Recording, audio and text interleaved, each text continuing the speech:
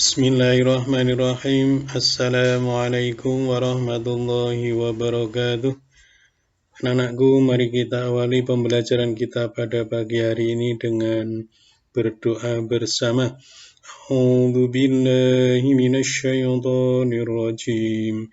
Bismillahirrahmanirrahim. Raditu billahi rabba wa bil islami dina wa bi Muhammadin nabiyyan wa rasula. Rabbi zidni ilma warzuqni fahma. Amin. Baik anak-anakku, kembali Pak Guru mengingatkan agar kita senantiasa mentaati protokol kesehatan dengan mencuci tangan pakai sabun, memakai masker, menjaga jarak, dan mengurangi aktivitas di luar rumah yang kurang bermanfaat. Anak-anakku, kita lanjutkan materi kita tentang munakahat untuk bagian yang kedua. Anak-anakku, pada bagian pertama sudah kita bahas tentang pengertian hukum nikah, dasar atau dalil naklinya, kemudian tujuan nikah. Untuk bagian yang kedua ini kita akan berbicara tentang rukun-rukun nikah dan kewajiban suami istri.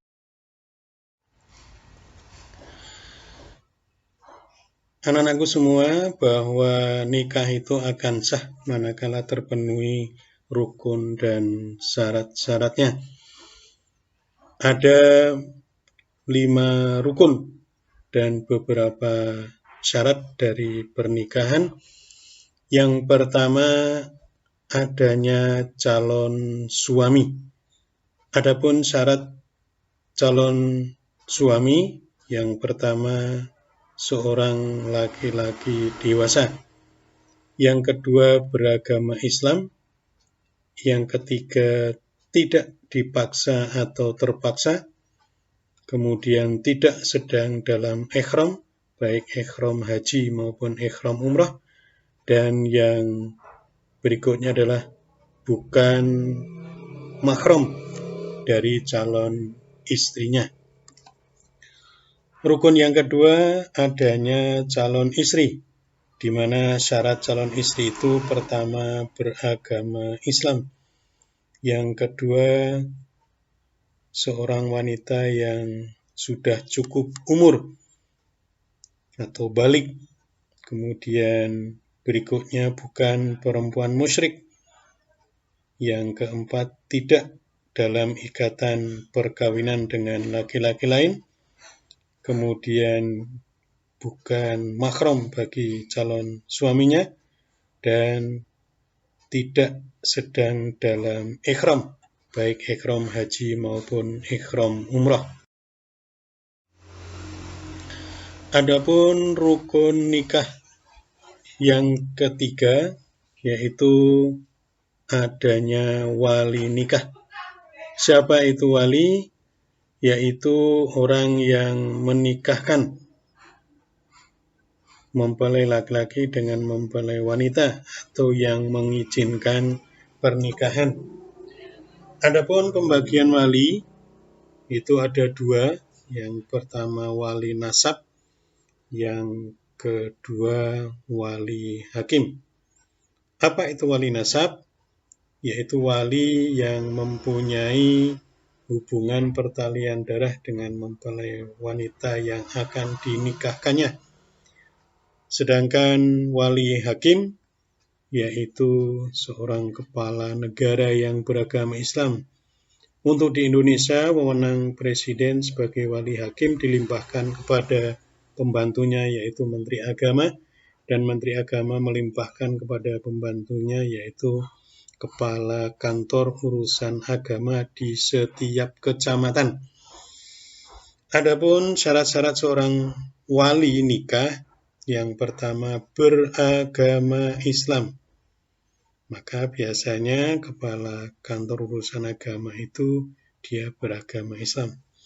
Yang kedua laki-laki. Jadi jangan pernah bercita-cita menjadi wali nikah anakku yang perempuan. Yang ketiga, balik dan berakal. Yang keempat, merdeka dan bukan hamba sahaya. Yang kelima, bersifat adil.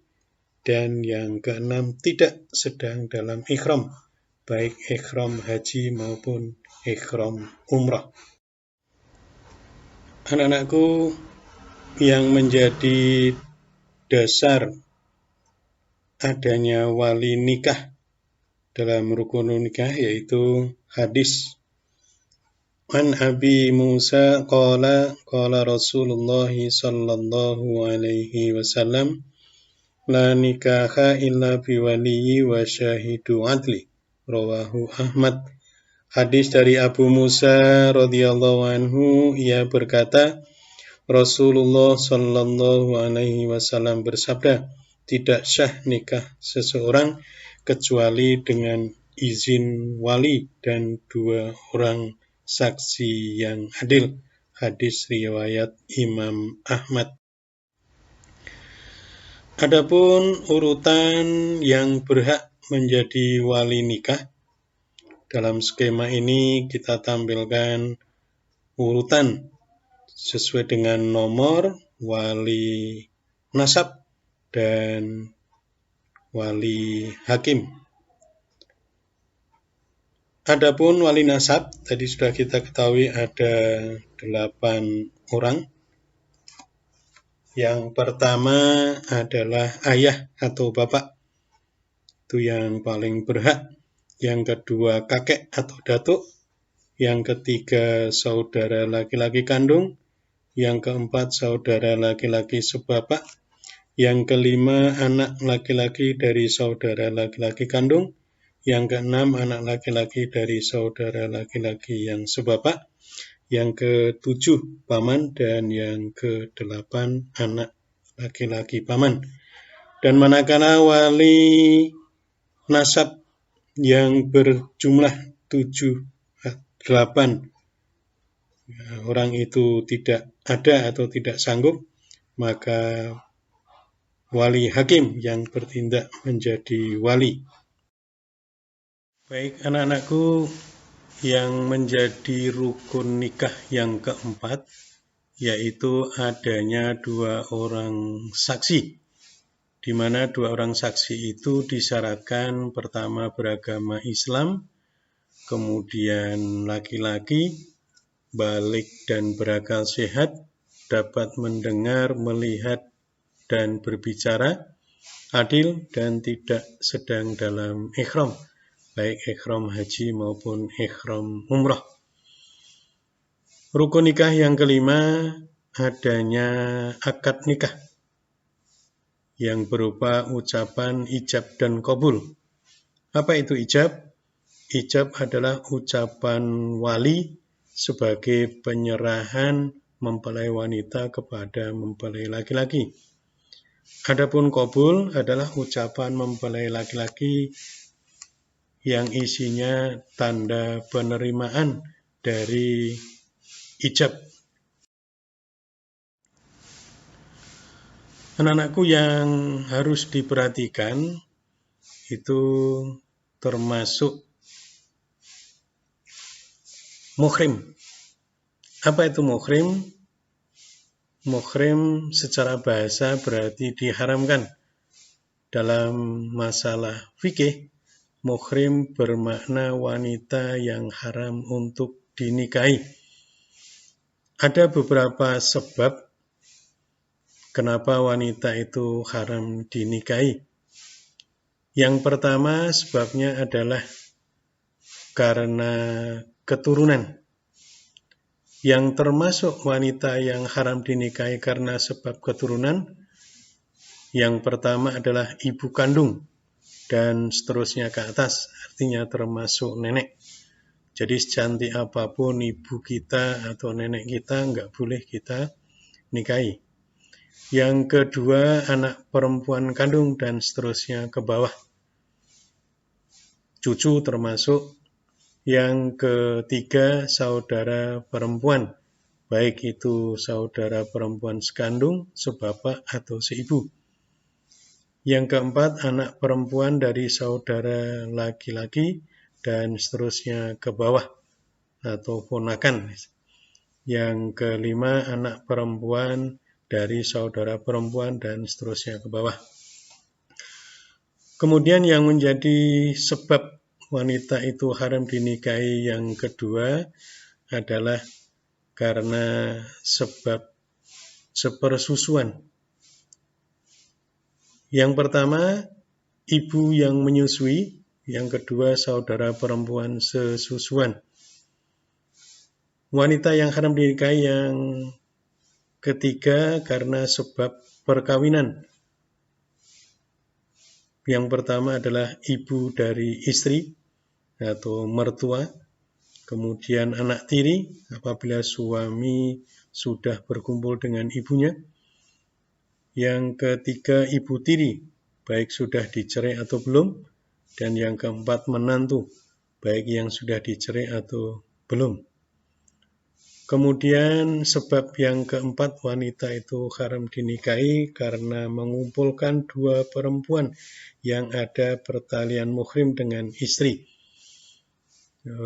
dengan ponakan maupun dengan tantenya.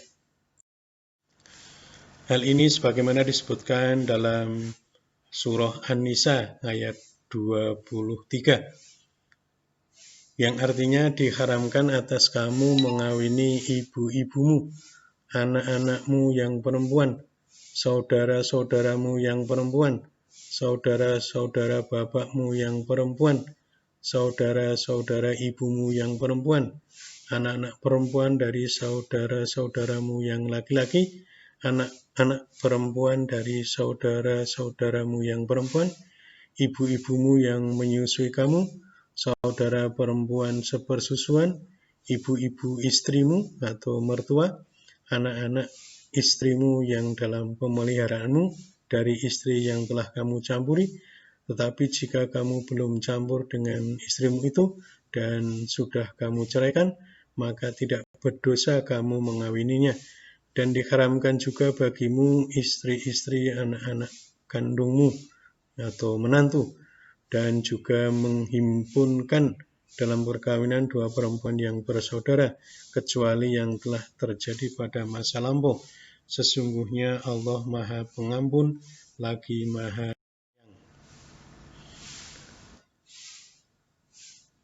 Yang menjadi dasar mengumpulkan dua perempuan yang dari hadis Rasulullah Sallallahu Alaihi Wasallam, hadis dari Abu Hurairah radhiyallahu anhu, ia berkata Rasulullah Sallallahu Alaihi Wasallam bersabda, dilarang seseorang mengumpulkan atau mengawini secara bersama seseorang perempuan dengan saudara perempuan dari ayahnya, serta seorang perempuan dengan saudara perempuan dari ibunya.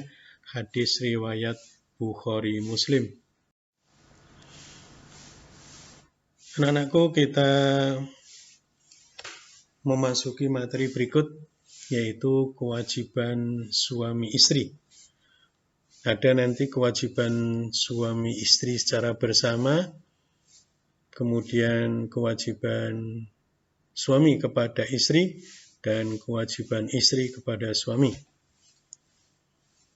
Adapun yang menjadi kewajiban suami istri secara bersama-sama, yang pertama, saling menumbuhkan suasana mawaddah warahmah, sebagaimana disebutkan dalam surah Ar-Rum ayat 21. Yang kedua, saling mempercayai dan memahami sifat masing-masing, sebagaimana tersebut dalam surah An-Nisa ayat 19 dan surah Al-Hujurat ayat 10. Yang ketiga, menghiasi pergaulan yang harmonis. Ini juga tersebut dalam surah An-Nisa ayat 19. Dan yang keempat, saling menasihati atau mengingatkan dalam kebaikan dan takwa. Adapun kewajiban suami yang menjadi hak istri dan juga kewajiban istri yang menjadi hak suami. Yang pertama, kewajiban suami memberi nafkah, di mana nafkah ini minimal nafkah primer, yaitu pangan, sandang, dan papan. Yang kedua, memimpin serta membimbing istri dan anak-anaknya. Yang ketiga, bergaul dengan istri dan anak-anaknya yang baik. Yang keempat, menjaga istri dan anak-anaknya dari yang membahayakan. Yang kelima, membantu istri dalam tugas sehari-hari. Sedangkan yang menjadi kewajiban istri dan hak suami adalah bahwa istri pertama harus taat pada suami dalam batas yang sesuai dengan ajaran Islam. Yang kedua, memelihara diri serta kehormatan dan harta benda suami. Yang ketiga, membantu suami dalam memimpin keselamatan dan kesejahteraan keluarga. Yang keempat, menerima dan menghormati pemberian suami. Yang kelima, hormat dan sopan pada suami dan keluarganya. Serta yang keenam, memelihara, mengasuh, dan mendidik anak-anak. Anak-anakku, itu tadi bagian yang kedua dari pembahasan pernikahan, baik itu rukun-rukun nikah maupun kewajiban suami istri. Mari kita akhiri pembelajaran kita pada pagi hari ini dengan doa kafaratul majlis. Subhanakallahumma rabbana wa bihamdika asyhadu an la ilaha illa anta astaghfiruka wa atubu ilaik. Walhamdulillahirabbil alamin. Wassalamualaikum warahmatullahi wabarakatuh.